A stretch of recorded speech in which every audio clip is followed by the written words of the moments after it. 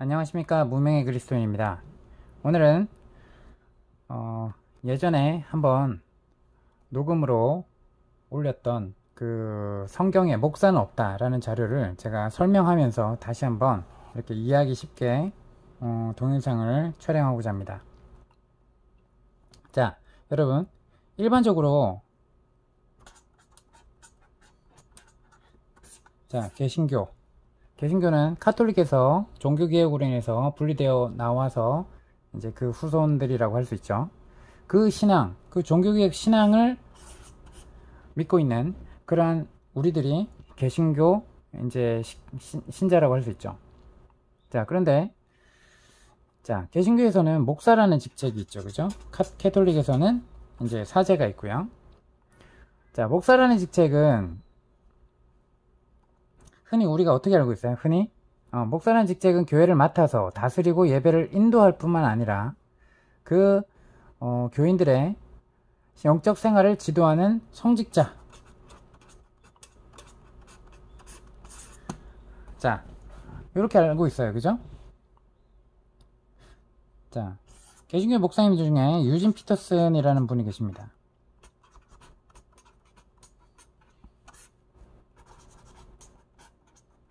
여러분, 메시지 성경이라고 여러분 그 네이버에 치시고 이제 책을 검색을 해 보십시오. 성경을 일반인들이 읽기 쉽게, 설교 없이도 성경을 아주 쉽게 읽을 수 있도록 이제 그 도움을 주고자 이제 해석을 했던, 그래서 책으로 이제 메시지 성경으로 이렇게 책을 이제 쓰셨는데, 이분이 굉장히 유명한 얘기를 합니다. 사탄의 노골적인 거짓말.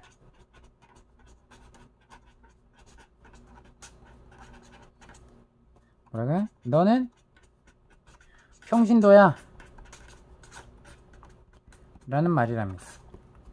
교회사를 정확하게 아시는 분들은 성직자 평신도라는 이러한 구분이 이교도적인 그러한 결합 속에서 나온 그 초대교회의 산물이 아닌 이제 캐톨릭을 지나고 하면서 로마 황제의 이제 종교가 되면서 생겨난 산물이라는 걸 분명히 아실 겁니다.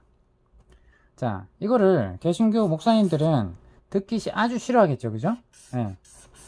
근데 아이러니하지 않나요? 종교 개혁을 할 때 만인 제사장이라고 있어요. 그죠?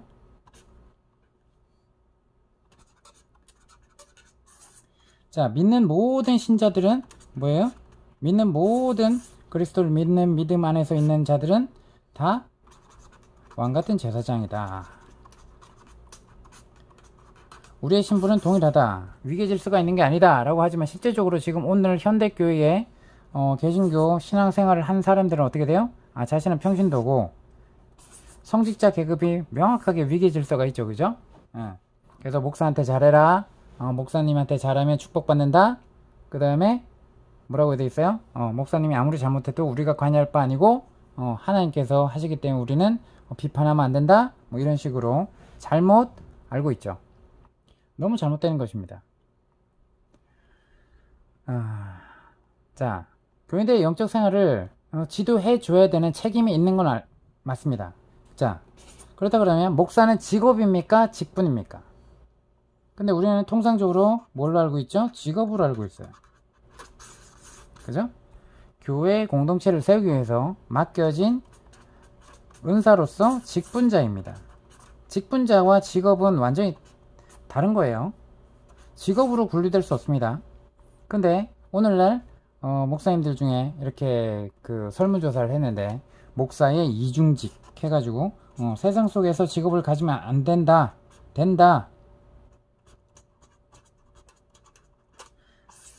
찬반 투표를 하고 그거에 대해서 어떻게 생각하느냐 라고 얘기를 하는데, 이건 완전 기본도 모르는 거예요. 기본도. 자, 교회를 다니지 않는 사람은 물론이고 교회를 다니는 신자나 목사들 자신도 그죠? 성직자라고 알고 있어요. 그러나 만약 누군가가 이것은 잘못 알고 있는 것이다 라고 말한다면, 그렇게 말하는 사람에 대해서 의아해하거나 저처럼 이런 얘기를 하는 사람은 정신 나간 사람으로 여길지도 몰라요. 하지만 아주 소수의 사람들만이 목사는 성직자가 아닐 뿐더러 성경에 목사라는 단어조차 없다는 사실을 알고 있습니다. 자, 성경에는 목사라는 단어가 없고 목자라는 단어가 있어요. 목자라는 단어의 헬라 원어는 포이멘이에요. 포이멘.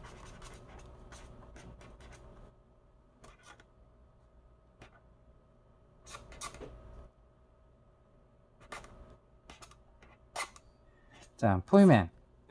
포이멘인데 헬라 원어 신학 성경에 이 포이멘이라는 단어가 18번 나옵니다. 18번. 근데 17번은 전부 다 목자라고 번역되어 있어요. 근데 딱 한 군데, 어디? 우리가 잘 알고 있는 에베소서 몇 장이요? 4장 11절. 자, 여기에만 포이멘을 목자가 아닌 뭐라고 번역했다고요? 목사를 라고 번역을 했습니다. 개역 한글판 성경을 비롯해서 10종류의 한글 성경은 물론이고 90여 종의 영어 성경도 마찬가지로 목자를 목사로 의도적으로 변개해서 오역을 해놓았습니다. 자, 심지어 세계적인 권위를 자랑하는 킹 제임스 영어 성경마저도 목자는 셰퍼드예요. 그죠? 목자 셰퍼드. 근데 에베소 4장 여기서만 패스터라 이렇게 오역을 했습니다. 왜냐면 킹 제임스 번역도 누가 했죠? 개신교 목사들이 했어요. 그죠? 네. 자, 그렇다면 왜 개신교 지도자들이 이렇게 목자를 의도적으로 목사로 오역을 시켜놨을까 이 말이죠. 그죠? 첫째, 자, 그것은 교회 내에 1인 목회자 통치 제도를 만들기 위한 목적이었어요. 만약 목자라고 번역을 할 경우에 신약 성경에 목자라는 똑같은 단어가 양측이라는 뜻으로만 18번 나오는 데다가 예수님 자신도 3번이나 선한 목자, 큰 목자, 목자장이라고 불리죠. 교회 내에 1인 통치자 의미를 부여하기가 어려웠기 때문입니다. 자, 그래서 1인 통치자. 자, 1인 통치자. 단임 목사 제도. 그리고 그 밑에 이제 돕는 이제 그러한 사람들을 이제 붙여야만 했죠. 그 다음 두 번째, 헬라어 포이멘. 이거는 단순히 목자인 양치기를 의미하며 선생이라는 의미는 전혀 없어요. 선생이라는 의미는 전혀 없습니다. 그래서 그들은 가르치는 사람, 곧 설교자라는 의미를 부여하기 위해서 목자를 목사로 바꿨습니다. 이렇게 지역교회 1인 통치자인 목사를 만들기 위해서 의도적으로 성경 단어를 고친 자들의 하나님께 대한 범죄 행위는 너무 다 클 것입니다. 한편 이제 신구교 학자들이 함께 번역한 공동 번역 성서가 있어요. 그리고 현재 카톨릭 성경, 그리고 헬라어 학자들이 직접 번역한 성경에는 목자를 목사로 바꾸어 번역하지 않고 올바르게 목자라고 번역이 되어 있습니다. 공동 번역 성서에서 1968년 신구교 학자들로 구성된 공동위원회가 있었어요. 근데 성경 원본을 공동으로 번역해서 만든 책이죠. 그 당시 신구교 학자들이 성경 번역의 원칙을 정했어요. 성경을 원문에 나타나 있는 대로 번역한다 라는 원칙이 있었어요. 그래서 그 당시 개신교 목사들이 카톨릭 신부들 때문에 이 부분을 이걸로 바꿀 수 있었을까요? 없었죠. 따라서 공동 번역 성서에서는 원문대로 목자로 번역되어 있습니다. 그러나 현재까지 개신교에서는 별도로 사용하는 10여종의 성경은 모두 목사로 번역되어 있습니다. 이것은 개신교 목사들이 자신들의 존재를 뒷받침해야 되잖아요. 그죠? 의도적으로 이걸 넣을 수밖에 없었어요. 자, 그러면 목사 제도에 대한 그것이 성경에 전혀 없는 거예요. 그죠? 자, 과거 4세기에 생겨난 캐톨릭 교회에서 일반 신자와 성직조를 별도로 구분하기 위해서 성경에 없는 성직 계급, 신부, 주교, 교황 제도를 만들어냈어요. 그리고 16세기 종교개혁 이후에 생겨난 개신교에서는 교회 내에서 일반 신자와 구별된 성직자의 필요성이 마찬가지로 대두가 됩니다. 자, 이거를 아무나 이렇게 가르칠 수가 없는 거죠. 중구난방이 되겠죠. 그죠? 종교개혁의 어떤 신앙적인 노선들을. 그죠? 자, 그렇기 때문에 가르치는 자의 그 어떤 검증에 대한 필요성이 대두됐고, 카톨릭의 신부에 해당하는 성직제도를 만들어내고자 하였습니다. 그래서 마틴 루터가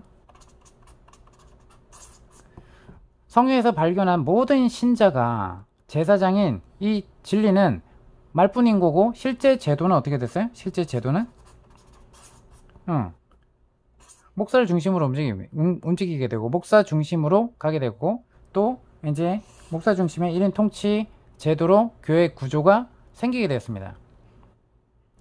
그래서 초창교회에서는 중시 여겼던 또 성찬식이 또 뒤로 밀려나고, 설교가 우선시되고, 또 어떻게 돼요? 성찬식 주도가 이제 오로지 목사에 의해서 하게 되고, 그래서 교회에서 말씀을 전담할 1인 설교자들의 필요성이 부각이 되면서 이들을 가르쳐야만 했죠. 그래서 신학 공부와 종교개혁 신학에 대한 공부와 설교 훈련을 위한 신학교가 생겨나게 됐어요. 그래서 신학교에서 석박사 학위를 받은 사람에게만 안수하면서 특히나 목사제도가 생겨나게 되었습니다. 한편, 자, 우리 장로교 있죠? 장로교 통치체제의 아버지라 불리는 누구죠? 칼빈. 요 칼빈은 이제 기독교 강요라는 책을 통해서 성직자인 목사와 일반 신자인 평신도를 구분을 했습니다. 자, 기독교 강요 4권 3장 챕터라고 볼 수 있죠. 여기 보시면 이 켈빈이 명확하게 구분을 해놓습니다. 장로를 가르치는 장로, 다스리는 장로로 구분하고, 가르치는 장로를 목사라 칭하고, 나머지 장로를 평장로라고 불렀습니다. 자, 그리해서 목사에게만 성직을 수여하고 성례전을 주관한 권리를 부여했습니다. 자, 누가요? 켈빈이. 오늘 대부분의 개신교파는 이러한 형태를 따르고 있습니다. 이 전통을 칼빈으로부터 생겨난 이 개신교의 뭐가요? 전통이, 사람이 만든 전통이, 그죠? 자, 이게 예수님께서 그렇게 만들려고 하셨나요? 성직제도와 기독교 그 석박사 학위를 받은 사람에게만 안수하고 목사로 하고 그들에게만 설교권을 가르치려 하고 이랬나요? 성찬식을 주도하고 이렇게 하려 했나요? 아니죠. 학자들은 신약 성경 어디에도 가르치는 장로와 다스리는 장로를 두 가지로 구분하지 않았다고 말하고 있죠. 참 안타깝습니다. 성경의 근거를 두고 있지 않고 사람의 계명으로 만들어진 그 필요성에 따라진 전통이 오늘날 대부분의 개신교파에서 이러한 형태를 따르고 있습니다. 어쨌든 교회 내 1인 설교자의 필요성과 그에 따른 신학교 건립, 그리고 칼빈 등의 교리 이런 등에 의해서 성경에 없는 가짜 인물인 캐톨릭의 신부와 같은, 그죠? 이 사제제도를 그렇게 비판했던, 잘못했던, 교황제도를 비판했던 이러한 종교개혁 후손, 이 개신교 목사들이 똑같이 카톨릭 신부에서 개신교 목사로 변경해서 탄생이 된 것입니다. 이렇게 해서 종교개혁자들의 편의에 따라 인위적으로 성경에 없는 목사가 나타났다는 것 분명히 아시기 바랍니다. 이 목사의 존재를 뒷받침하고 정당화시키기 위해서 에베소서 4장의 목자를 목사로 바꾸어 각 나라마다 자기 나라 말로 오역시켜 왔을 수밖에 없겠죠. 그죠? 자, 무엇 때문에 칼빈은 장로를 목사, 장로와 평장로 두 가지로 구분시켜 놨을까요? 성경에 장로라는 직분은 필요에 따라 가르치는 설교를 할 수 있다고 나와 있죠. 디모데전서 3장 2절에 있어요. 그러나 칼빈 당시에는 신학교에서 학위와 안수를 받은 사람만이 설교를 할 수 있었어요. 이것이 제도화되어 있었기 때문에 신학교를 나오지 않은 평장로는 설교를 할 수 없게 만들었습니다. 켈빈은 지역교회에서 설교자가 2명 이상일 경우 교회 혼란을 생긴다고 우려했습니다. 그래서 그는 성경을 뛰어넘어 장로를 두 종류로 나누었던 것이죠. 이것이 제도화가 되고 전통이 되면서 그 후에 생겨난 대부분의 개신교파에도 적용돼서 오늘날까지 이어져 내려오고 있는 것입니다. 네, 여러분 어떻습니까? 이거를 오늘 거의 모든 개신교파에서 설교는 오직 신학교에서 학위와 안수받은 목사만 하도록 제도화되어 있지 않습니까? 각 교파의 헌법에도 분명히 명시했지 않습니까? 자, 예컨대 장로교 헌법을 보죠. 장로교 헌법. 자, 교회는 담임 목사나 당회의 허락 없이는 누구도 설교하는 것을 허락하지 않는다 라고 장로교 헌법에 있어요. 이처럼 모든 교파에서 목사 외에는 설교를 허락하지 않습니다. 그러나 성경에는 한 사람이 아닌 두세 사람 가운데 은사를 가진 교사들이나 장로들이 설교하도록 나와 있는 것을 알 수 있죠. 고린도전서 14장 29절을 참고하시기 바랍니다. 자, 오늘날 우리는 목사와 목자의 차이를 이렇게 대수롭지 않게 여길지도 모릅니다. 그러나 사실상 목자와 목사의 차이는 어마어마합니다. 왜냐하면 목자라는 단어와 인물은 성경에 나오지만 목사라는 단어와 인물은 성경에 나오지 않기 때문인 것이죠. 분명히 확인해 보시기 바랍니다. 자, 그래서 에베소 4장에는 5 인물이 나와요. 자, 어떤 자는 사도로, 어떤 자는 선지자로, 어떤 사람은 복음 전파자로, 그 다음에 어떤 사람은 목사로, 어떤 사람은 교사로. 자, 근데 이 목사가 뭐라는 거죠? 목자예요, 목자. 예.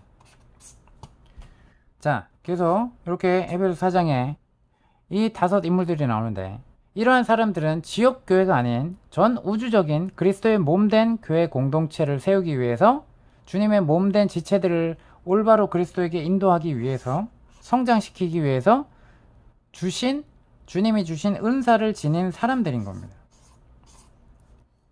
따라서 이러한 사람들은 우주적인 몸된 교회와 관계가 있지, 지역교회의 직분이나 직책이나 직업이나, 자, 소위 성직이라는 이름으로 전혀 분리된 그러한 존재들은 아닌 것입니다.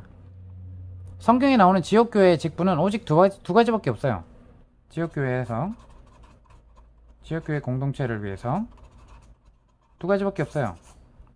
이거는 주님의 몸된 전 우주적인 주님의 몸된 지체들을 섬기라고 이렇게 세워나가신다 그랬습니다. 자, 성경에 나오는 이 지역 공동체에서는 직분은 뭐예요? 집사, 그리고 또는 하나는 장로, 감독의 직분밖에 없습니다. 따라서 목자, 소위 목사는 지역교회의 직책이나 직분도 아닐 뿐더러 성직은 더더욱 아닌 것입니다. 자, 성직이라는 말을 정말 잘못된 거예요. 우리 모두가 거룩한 나라의 백성입니다. 직업이 아니에요. 직분입니다. 자, 그러나 오늘날 개신교에서 인위적으로 만들어낸 이 목사의 지위는 대단히 막강하죠. 무엇보다도 1인 목회 체제가 보장되어 있습니다. 참 웃기죠, 그죠? 그럼 이 사람들을 이 사실을 만약에 안다고 해요. 이걸 스스로 무너뜨릴 수 있을까요? 그 전통에 꽉 세뇌되어서 자신이 성직자고 나머지는 평신도예요. 자, 목사의 직무와 권한도 교파마다 다소 차이가 있지만 거의가 대동소이합니다. 일반적으로 주요 교파 헌법에서 목사의 직무와 권한을 발표하면 목사는 개교회의 대표자로서 가장 신성하고 존귀한 직분이다, 이렇게 목사에 대한 직무를 설명하고 있어요. 그리고 목사는 안수를 베풀어서 세운 성직으로 구약시대의 제사장이며 사도시대의 감독이다. 또한 목사는 단독으로 설교하고 교회의 모든 예배 절차를 주관하며 세례식, 입교식, 선찬식, 혼례식, 장례식들을 집례한다 등등 이런 내용으로 갑니다.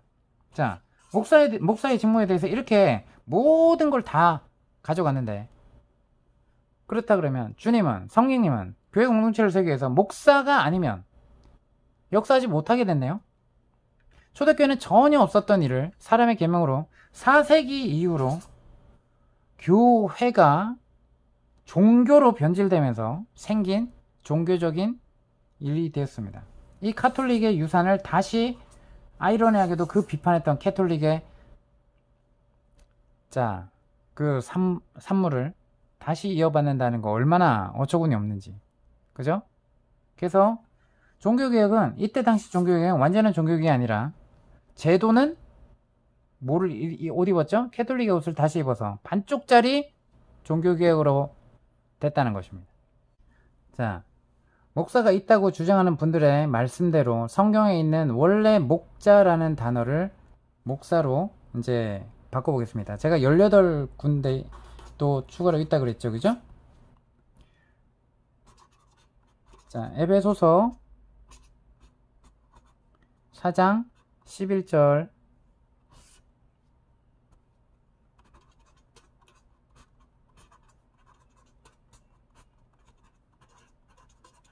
자, 그럼 다른 부분에 쓰인 이 목자라는 구절을 한 두 군데만 살펴볼게요. 유다서 1장 11절에서 13절. 제가 읽어볼게요. 화 있을진저 이 사람들이여 가인의 길에 행하였으며 삭슬 위하여 발람의 어그러진 길로 몰려갔으며 고라의 패역을 따라 멸망을 받았도다. 그들은 기탄 없이 너희와 함께 먹으니 너희의 애찬의 암초요 자기 몸만 기르는 목자요. 야, 여기서 목자인데 이걸 어떻게 돼요? 목사로 바꾸면 자기 몸만 기르는 목사가 됩니다. 목사요 바람에 불려가는 물 없는 구름이요 죽고 또 죽어 뿌리까지 뽑힌 열매 없는 가을나무요 자기 수치의 거품을 뿜는 바다의 거친 물결이요 영원히 예비된 캄캄한 흑암으로 돌아갈 유리하는 별들이라. 참 아이러니하게 그죠? 똑같은 방법으로 여기 목자를 목사라고 써보시면 얼마나 잘못된 해석이 돼요, 그죠?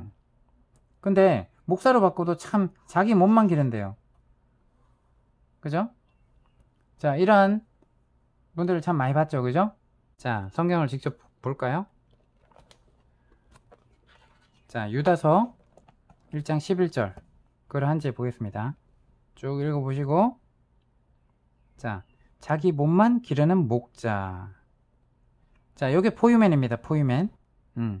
나와있죠? 네, 목자라고 해석이 되어 있어요. 근데 이걸 목사로 바꿔도 참 의미는 통하지만 말이 안 맞죠, 그죠?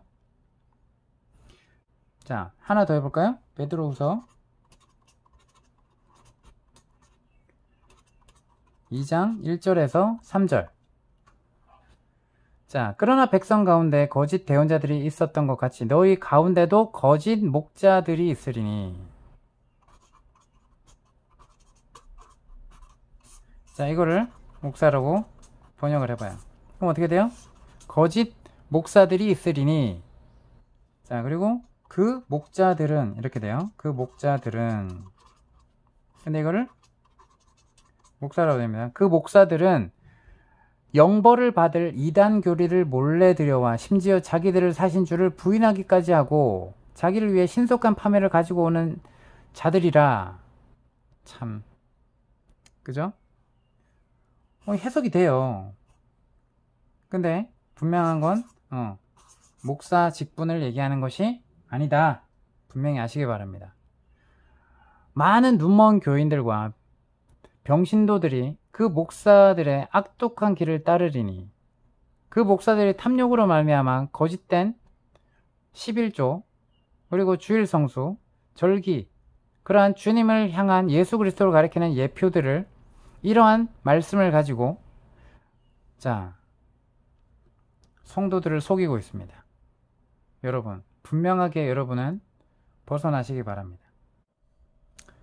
자, 이와 같이 교회 내에서의 모든 직무와 권한이 목사 개인에게 집중되어 있는 것을 우리는 당연시 여기죠. 이것은 한마디로 1인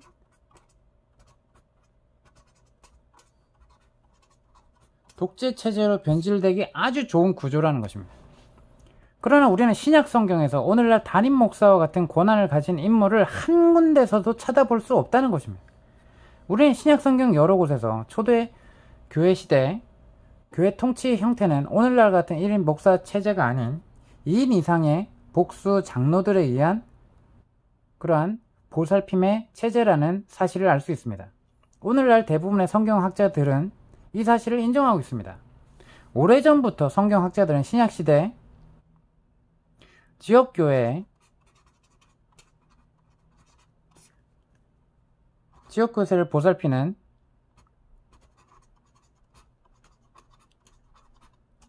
일인 목회가 아닌 특수가 아니라 복수 장로들에 의한 통치 제도라는 사실을 밝혀왔습니다.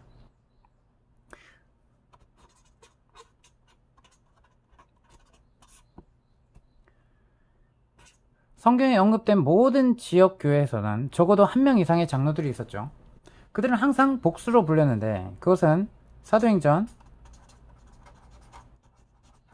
14장 25절 그리고 20장 17절 빌립보서 1장 1절 그리고 디도서 1장 5절 야고보서 5장 14절 등을 찾아보시면 쉽게 알 수 있습니다. 그 외에도 많은 곳에 나타나 있습니다. 오늘날 유럽이나 북미 등지에서 장로들의 복수성에 관해서는 더 이상 논란이 되지 않고 이미 확정된 사실로 인정하고 있어요. 이것을 부정할 수 없는 것은 신약 성경 곳곳에 목사라는 단어는 한 군데도 원문에 없다는 것입니다. 그리고 지역 교회들마다 장로들이라고 복수를 강조하는 구절이 너무 많다는 사실입니다. 자, 그런데 성경학자들이 그것을 무시할 수 있을까요? 자, 그것을 모르는 오늘날 평신도라고 일컫는 그 사람들만 이 부분에 대해서 모르고 우리 목사님이 가르쳐주면 그런가 보다 그렇게밖에 모르죠. 그죠? 자, 초대교회 시대에는 베드로나 요한 같은 장로들이 교회 인도자들이었어요. 그리고 오늘날 목사 같은 인물은 성경에 나오지도 않았어요. 신약 성경에 나오는 장로 제도는 오늘날 교회에서 행하고 있는 대로 운영위원회에 불과한 장로 제도와는 완전히 다르죠. 교회사를 살펴볼 때 성경적인 장로 제도는 19세기 기도 응답과 고아들의 아버지로 이름난 누구죠? 조지 밀러죠. 그죠? 그리고 영국의 형제운동에 참여했던 존 넬슨 다비라는 인물이 있었고요. 헨리 무어 하우스 등이 성경적인 복수 장로 제도를 실행을 했어요. 그리고 같은 시기에 미국에서도 실행이 되었고 오늘날까지 극소수의 교회들만이 국내뿐만 아니라 전 세계적으로 이렇게 유지가 되고 있습니다. 자, 오늘날 사람들은 목사라는 말에 아주 익숙해져 있지만 초기 교회 시대에는 교회에서 인간 우두머리로 높아져 있는 목사직이란 전혀 상상할 수도 없는 일이었다는 거 오늘 지금까지 설명드리면서 분명히 아시기 바랍니다. 또 그 누구도 감히 지역교회에서 1인 지도자의 신분이나 호칭, 1인 목회를 생각하지도 못했다는 거예요. 오늘날 일부 목사들 가운데 이러한 목사제도의 불법성과 모순을 발견했지만 자, 그걸 알고도 자신의 명예와 사람들이 그렇게 생각해 주니까 그리고 그렇게 목사님 떠받드니까 우리의 스승이요 우리의 지도자라고 떠받드니까 그 명예와 위신에 연연해서 이걸 알고도 비굴하게 그대로 묵인하면서 그 직책에 있는 것을 좋아하는 그렇게 그 직분으로서 살아가는 것을 당연하게 여기는 자들이 있고 또 반면에 저처럼 성경대로 살기 위해서 과감하게 이러한 직업적인 개념의 목사직을 과감하게 내던지고 제도권 교회를 떠나 이렇게 정말 주님의 한 형제로서 공동체를 세워나가는 그러한 은사를 가진 사람들도 있습니다. 이들은 잘못된 과거를 청산하고 성경이 그렇지 않고 주님이 그렇게 가르치지 않았으면 아무리 잘못된 전통이라 하더라도 그것은 벗어 던져야 됩니다. 그죠? 그것이 사람의 계명으로 꽉 몇백 년 동안 몇천 년 동안 왔다고 하더라도 성경이 그렇지 않으면, 주님이 원하시지 않고 기뻐하지 않으면, 그로 인해서 잘못된 열매들이 주렁주렁 열릴 수 있는 소지가 아주 많다면 과감히 내던져야 되고, 과거를 청산하며 반성하면서 이 목사제도의 모순과 불법성을 폭로해야 되지 않겠습니까? 여러분이 알았어요. 그럼 여러분도 당연히 알고도 내가 어떻게 해? 라고 하겠어요? 아니면 주님이 기뻐하시는 그 길을 가겠습니까? 당연히 좁은 길입니다. 여러분 넓은 길로 가시겠어요? 이 영상 중에 저처럼 신학대학교까지 나와서 목회를 하시는 목사님들이 계실 겁니다. 자, 여러분 이걸 알고도 여러분 당연히 그렇게 하시겠습니까? 어쩔 수 없다 라는 이유로 하겠습니까? 아니면 저처럼 벗어던지고 정말 생명을 살리시는 하나님의 거룩한 뜻을 위해서 헌신하시겠습니까? 여러분은 여러분의 것이 아닙니다. 여러분의 선택을 할 권리가 없습니다. 주님이 기뻐하시는 뜻을 향하여 가셔야 됩니다. 자, 성경에 나타나 있지 않는 목사제도에 대해 저처럼 이렇게 알리기도 하죠. 자, 이런 책들이 있습니다. 분명히 못 믿겠으면 여러분이 책을 통해서 더 깊이 이해하시고 또 다른 제가 올린 영상들을 통해서 여러분 분명히 확인하시기 바랍니다. 자, 프랭크 바이올라라는 저자가 쓴 교회가 없다. 자, 처음에 초판으로 이렇게 냈다가 이교도에 물든 기독교 라고 책 제목이 바뀌었어요. 자, 그래서 이교에 물든 기독교. 자, 대장간에서 출판했죠. 그리고 평신도 교회 이야기.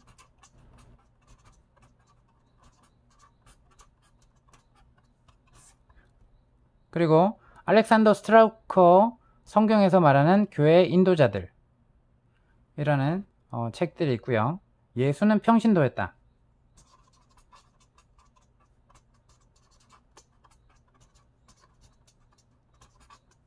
자, 라는 책들을 읽어보시면 도움이 될 겁니다. 자, 이런 책에 소개된 교회 공동체에서는 오늘날과 같은 목사 제도를 인정하지 않고 그들의 교회는 대개 2인 이상의 복수 장로로 운영이 되고 있습니다. 자, 그리고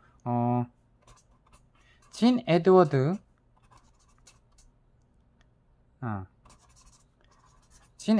쓴 여러 권의 책이 있습니다. 자, 그 책들을 한 번씩 꼭 읽어보시면 제가 하는 말들에 대해서 제가 무슨 얘기를 하는지 여러분이 더 알기 쉽게 이해하실 것입니다. 오늘날 거의 대부분의 목사들은 자신의 뿌리가 무엇인지 모른 채 여전히 그렇게 살아간다는 것입니다. 신학교에서 그렇게 배웠으니까, 신학대학원에서 그렇게 운영됐으니까, 그리고 내가 경험한 교회도 그렇게 운영되고 있으니까 이 전통이 어디서부터 시작되는지 뿌리를 모르고 살아간다는 거예요. 자, 그럼 목사님들 다 훌륭한 인물이 없냐? 아니죠. 훌륭한 인물들도 많이 있어요. 교회를 아끼며 주님의 지체들을 사랑하고 열심히 복음을 전하고 자신을 희생하며 정말 주님이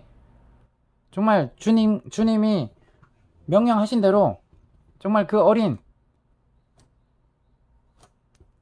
그러한 성도님들을 섬기고 봉사하기도 해요. 그들은 유명하며 존경받을 만한 분위기들 합니다. 그러나 애석하게도 성경적으로 판단할 때 주님을 더 깊이 만난 자로서 그 오중 직분, 아까 앞서 얘기했죠. 오중 직분, 5가지 직분, 사도, 선지자, 복음 전파자, 목자, 교사, 이 직분에 대해서 다음 시간에 더 깊이 이 직분자로서는 어떤 은사의 형태가 나타나는가에 대해서 다음 영상 준비해 보기로 하고요. 지금은 이 오중 직분을 하나님이 주신 이유는 뭐예요? 직업으로 삼으라고 하는 것이 아니라 이 평신도라는 그 계급을 만들어서 그들 위에 군림하고 위계 질서를 세우라고 한 게 아니라 뭐예요? 먼저 된 자로서 나중에 그 예수님을 믿게 된 그 어린 신앙의 공동체를 어떻게 돼요? 이 공동체 전체, 이걸 뭐예요? 주님의 몸이죠, 그죠? 주님의 몸된 공동체를 어떻게 돼요? 섬기고 주님 앞에 더 성장하고 또 불신자들이 이 교회 공동체에 더 깊이 관여를 할 수 있도록 교회 몸으로서 더 주님을 섬길 수 있도록 더 깊은 메시지를 전하고 섬기고 해야 되는 것입니다. 형이 동생을 또 잘 인도해 주는 것과 똑같은 것이죠. 우리는 주님의 지체이요 주 안에서 모든 형제 자매입니다. 분명히 기억하십시오. 직업이 아닙니다. 자, 그래서 성경적으로 볼 때는 성경에 없는 유령인물로서 교회 내에서 불법 체류자들이나 마찬가지입니다. 그 직분을 내려놓고 사역을 해보십시오. 비유하자면 국내에 불법 체류자들이 많이 있죠. 그들은 돈벌이를 위하여 국내에 잔류하고 있지만 그들 가운데 양심적임에 좋은 사람들도 있어요. 하지만 그들은 불법 체류자로서 아무리 좋은 짓을 한들 떳떳지 못한 것이에요. 그리고 그들의 신분은 불법 체류자로서 붙잡히면 법의 심판을 받아야 하는 존재입니다. 마찬가지로 목사들도 교회 내에 불법 체류자로서 언젠가 하나님의 심판을 받게 될 것입니다. 자, 왜냐? 하나님이 말씀하신 직분이 아니거든요. 그죠? 자, 다시 한번 얘기하지만 종교개혁 이후에 개신교 지도자들이 이 신약 성경에서 목자를 목사로 오역을 하게 되면서 성경적인 근거와 토대를 마련하고 성직자 제도를 만드는데 성공했다는 것입니다. 그 칼빈 한 사람이 그렇게 성경을 해석하고 필요성에 대두해서 그렇게 제도를 만들었다라고 하면 이것이 후에 가서 잘못된 것인지 아닌지 우리가 성경적인 기준으로 판단해야 되는데 칼빈을 우상화하는 거랑 똑같은 얘기죠. 그가 하나님의 말씀이 아니잖아요. 그죠? 그들은 하나님의 말씀을 변개함으로써 무서운 죄를 저질렀다는 걸 똑같은 거예요. 아니, 목자를 목사로 해석하면 좀 어때? 하나님의 말씀을 변개한 겁니다. 변개한 거. 무서운 죄입니다. 이로 인해서 잘못된 열매가 수두룩하게 교회사가 더 그죠? 첫 단추 잘못 끼면 나중에 어떻게 돼요? 그죠? 중간에는 맞는 것 같아요. 하지만 나중에 끝이 달라요. 오늘날 이 1인 체제, 담임 목사 체제 이런 것들이 얼마나 그리고 성직자 평신도 계급 위계 질서가 생겨지고 하면서 평신도들이 왕같은 제사장으로서 살아갑니까? 그렇게 성장시킵니까? 자, 동일한 제사장 신분인 성도들 위에 머리로 군림하면서 주님의 영광을 가르치고 진리를 훼손시킨 죄가 크다고 반드시 주님 앞에 묻게 될 것이고 그것에 대해서 회개하셔야 할 것입니다. 기독교는 이와 같이 성경에 나오지도 않는 목사들이 망쳐 놓았다고 해도 과언이 아니에요. 그래서 욕을 먹는 겁니다. 캐톨릭 교인들이 교황이나 신부들에게 속고 있는 것처럼 개신교인들도 오랜 세월 동안 목회자들에게 속아왔습니다. 그들도 이렇게까지 모르는 거예요. 왜? 교회사를 모르면. 자질이 형편없는 비성경적인 목사와 사건 목사들로 인한 피해는 이루 말할 수 없는 지경이 됐죠. 한국교회가 죽어있다라고 생각해도 됩니다. 너무나 훌륭한 목사님들이 계셨지만 그들 또한 그죠? 교회 안에 뭘 만들어놨죠? 위계 질서를 만들어놨어요.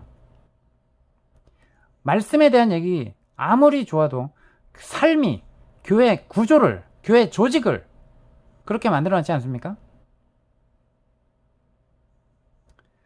여전히 성직자 평신도 계급을 무너뜨린 목사님이 대형교회에서 있었습니까? 오늘 한국교회는 이들의 부패와 타락으로 인해서 그 원성이 하늘에 사무치고 있지 않습니까? 대부분 목사님들한테 시험 들어서 상처받고 다시는 내가 기독교를 믿지 않겠다. 다시는 하나님을 믿지 않겠다. 라고 하는 사람들이 얼마나 많은지 여러분 눈에 보이지 않습니까?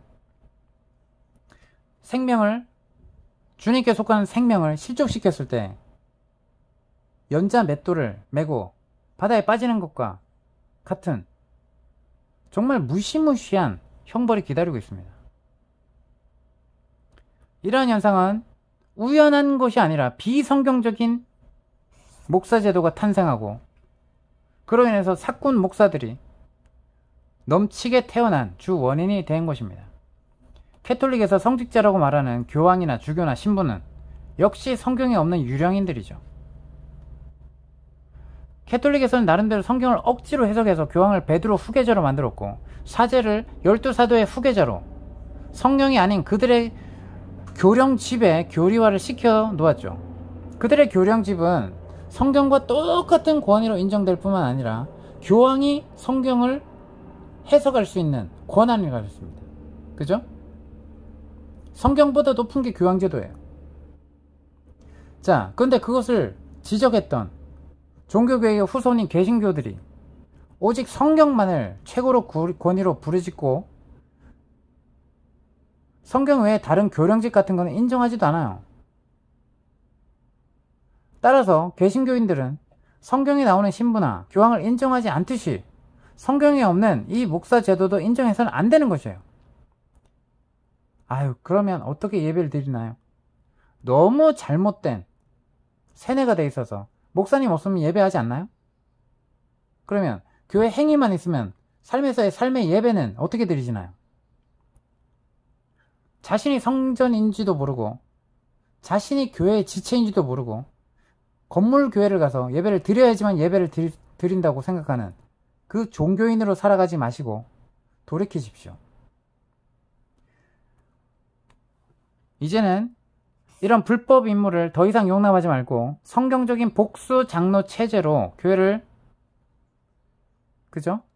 그리고 이 오중 직분이 다시 살아나게끔 우리가 은사를 나타내는 그러한 사람들과 함께, 그리고 자신도 성장해서 이런 직분으로 쓰임받을 수 있도록 여러분이 부지런히 주님과 친밀한 인격 교제를 하면서 성경을 부지런히 읽고 연구하고 정말 진정한 주님의 지체들과 교제를 해야 될 것입니다. 자, 16세기 마틴 루터가 신부직을 버리고 카톨릭 교회를 떠났듯이 현재 부패된 제도권 시스템화된 교회라는 거짓 교회를 떠나서 성경적인 유기체적인 교회를 찾아 나서는 것이 진리의 말씀을 따르고 자신이 살게 되는 길이 될 것입니다. 이것은 정말 좁은 길입니다. 사람의 눈치를 보지 마시고 성경이 그러하면, 주님의 감동이 그러하면, 그죠? 오직 성경으로, 오직 성령으로, 오직 믿음으로 다시 회복하셔야 될 것입니다. 이상입니다. 다음 시간에 뵙겠습니다. 감사합니다.